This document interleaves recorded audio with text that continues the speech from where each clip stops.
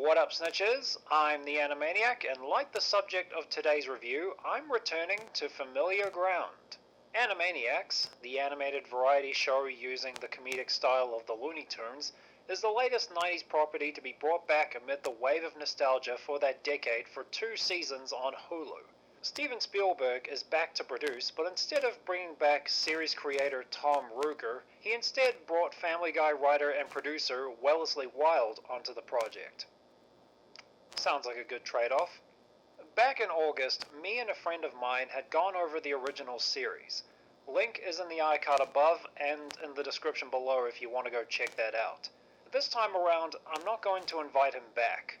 It's because his contributions to our review of the original series were so great that this time I wanted to prove that I can still cover a show like this and do it well. Maybe next time, Josh. And before I dive into this, what were your thoughts on the original show?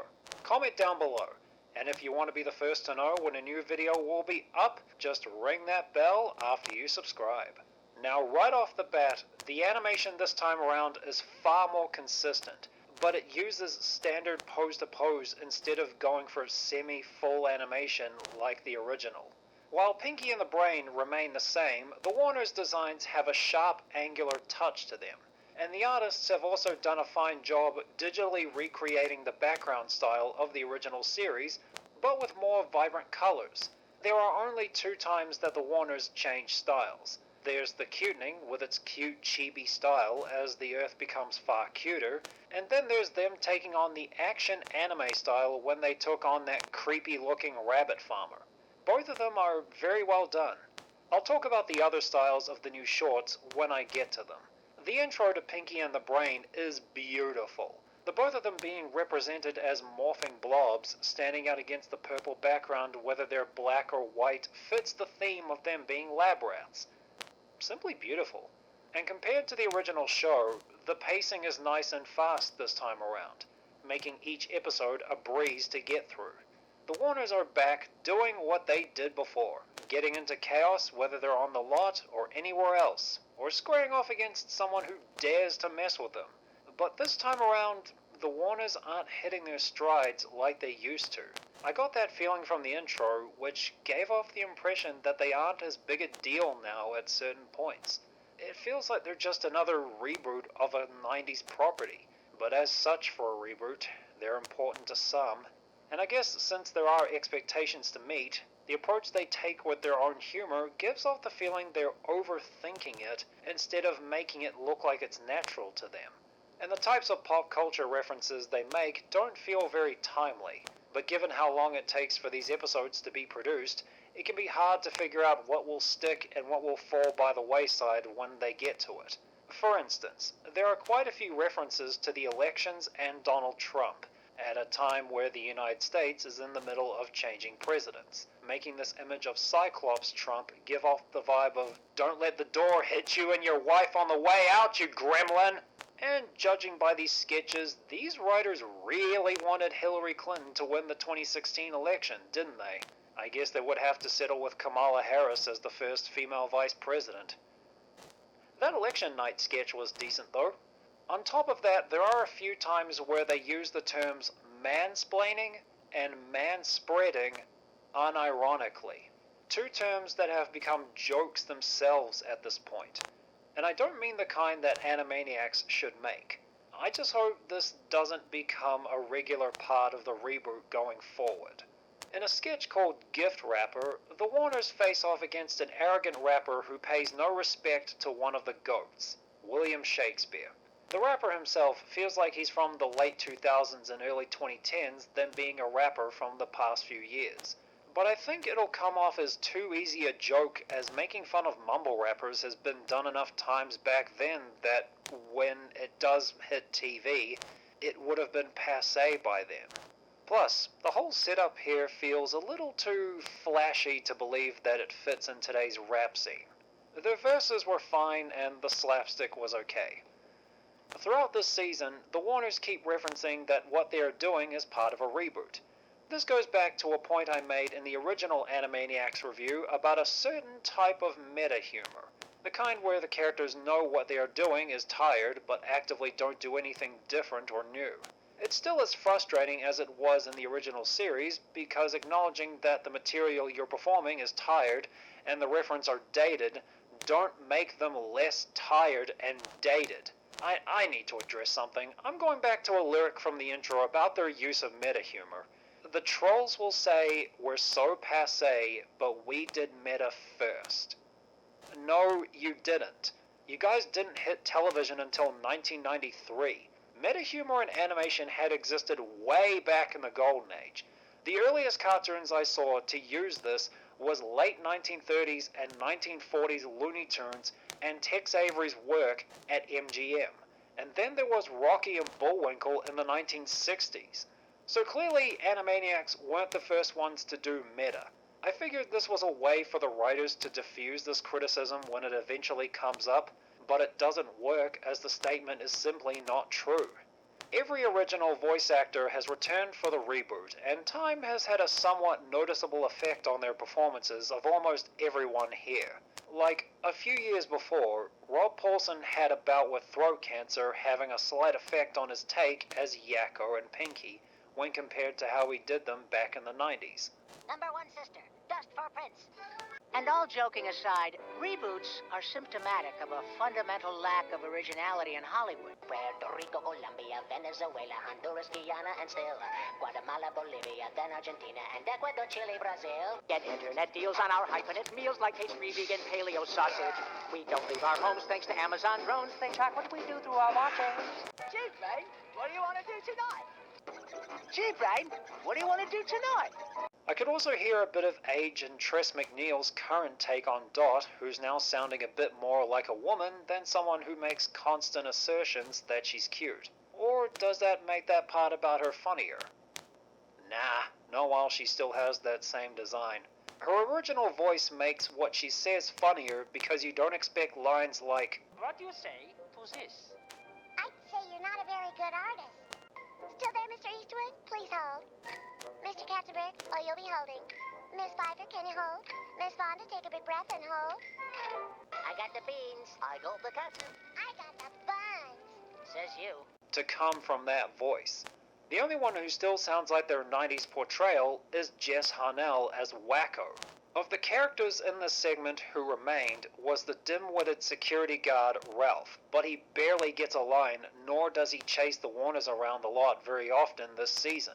Dr. Scratch-and-Sniff only comes back at the end of this season to do a teaser of what he'll do for season 2 before his head becomes the Hindenburg and goes down like so.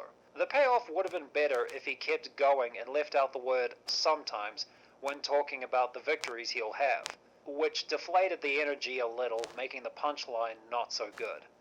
That pun wasn't intentional. Hello Nurse got the Miss Bellum treatment and was written off the show entirely. Oh wait, that's not true, as Miss Bellum was at least given an appearance before she was written off. Hello Nurse was only mentioned twice in passing this season.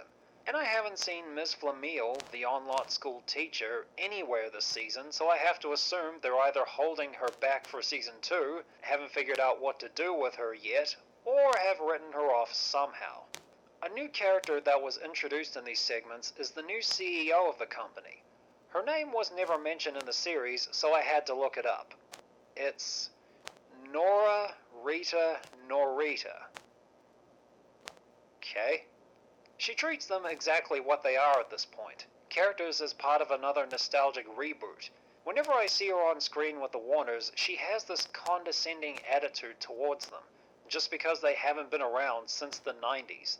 You know, if we're going to acknowledge Animaniac's continuity here, wouldn't have somebody told her that the Warners were company shareholders ever since 1998 when they saved Mr. Plotz from losing his job after their movie was a smash hit and bought the company to allow him to keep his position as CEO? You'd think if she knew that, she'd tone down the attitude towards them. Or maybe somebody did tell her, but she laughed in their faces.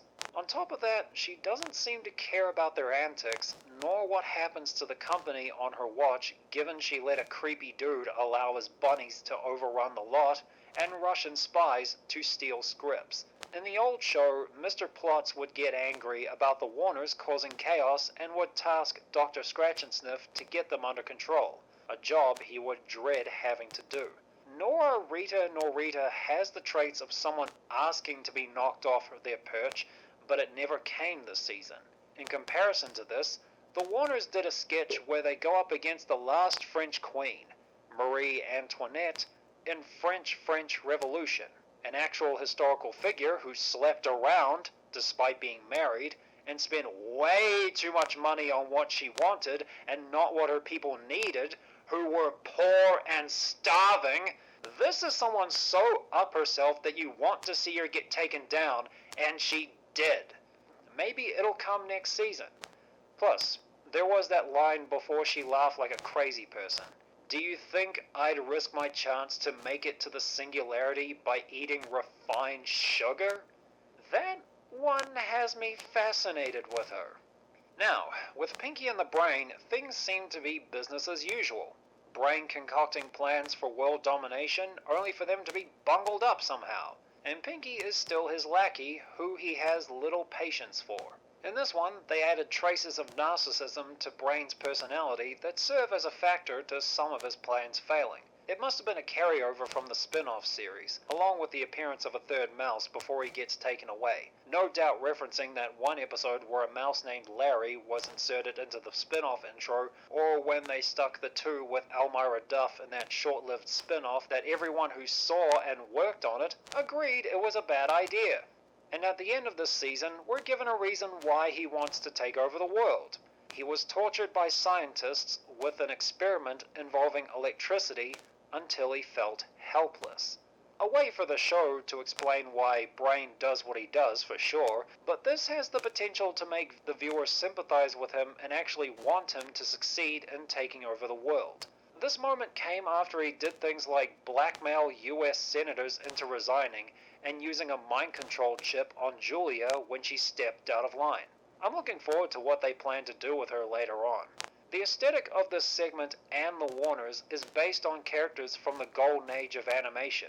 Cartoon characters from that period have personalities that are easy for viewers to understand, and so were flexible enough to be put into any role and in any environment. If one of them was a tool who picked on someone who was just minding their own business, they get their comeuppance. The fun of Pinky and the Brain is seeing the many ways their plans get derailed or end up foiled entirely. I don't think giving Brain a backstory like this is a good idea. Something I thought of while watching this is the one thing that can affect the Warners and Pinky and the Brain in the future, and that's overexposure. These guys are doing the same thing they did back in the 90s, but for a streaming service where some people can binge watch a whole season. That means the formula of both segments can potentially wear down the viewers who choose to do so.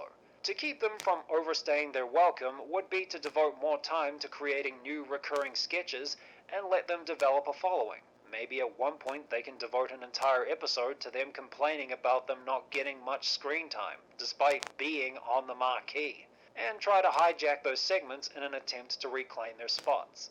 And after the new characters have had their time in the spotlight, maybe they can reintroduce some of the legacy characters, throw them into the mix. I mean, it's supposed to be a variety show.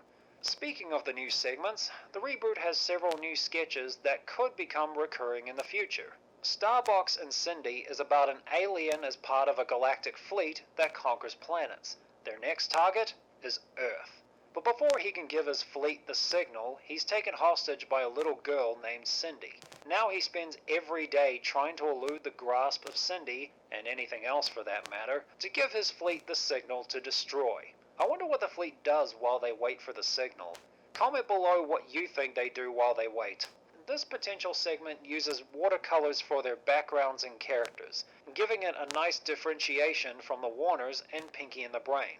While Starbox doesn't say a word, Cindy just rambles on about nonsense, and the audio on her is of lower quality in comparison to everything else. It makes sense as Cindy is a little girl, but given how tightly of a grip she has on Starbox, weird enough makes me want to see him destroy the Earth. She's a combination of Elmira's animal abuse and the cuteness of an actual little girl. And the incredible gnome in people's mouths was once a Silicon Valley tech billionaire where one day, when he was looking for the secret to immortality, gets turned into an angry gnome by one of his own inventions. Now he spends his days living in the mouths of people who can't speak up for themselves, helping them make the right decisions by shouting at other people. This one sports no outlines around the characters and backgrounds, and all of them are filled in with washed out colors. It has this retro UPA-inspired style to it. Its formula of rando in a situation they know they should get out of, and then suddenly have this angry gnome come out of their mouth, spit the truth about the moment they are in, that would then continue until this person is out of it, and the gnome moves on to someone else, is decent enough for a recurring sketch. But the writing for the first entry in this might be a recurring segment doesn't live up to the potential it has on paper. The gnome's complaints when he interrupts are inconsistent for the sake of moving things along, and the ending where he takes a woman away from some bozo she was going to marry feels like him hijacking her just to get her away from him. This doesn't give off the vibe of her coming to that conclusion on her own. Perhaps in later installments it would get better. Animaniacs re-emerges in the 21st century with a faithful visual update, along with some different styles to dabble in. But even though every segment is of equal quality, they aren't as good as they used to be. Yet I remain hopeful of them reaching the potential they have. If you guys enjoyed the video, leave a like, comment your own thoughts on the show below, and if you want to stay updated on future videos and see some cool artwork, be sure to follow me on Parler, Twitter, Facebook, Tumblr, and DeviantArt, and be sure to subscribe to my backup channel over on BitChute. The links are in the description, and if you want to be the first to know when a new video will be up, ring that bell after you subscribe. Thanks for watching, and I'll see you guys next time.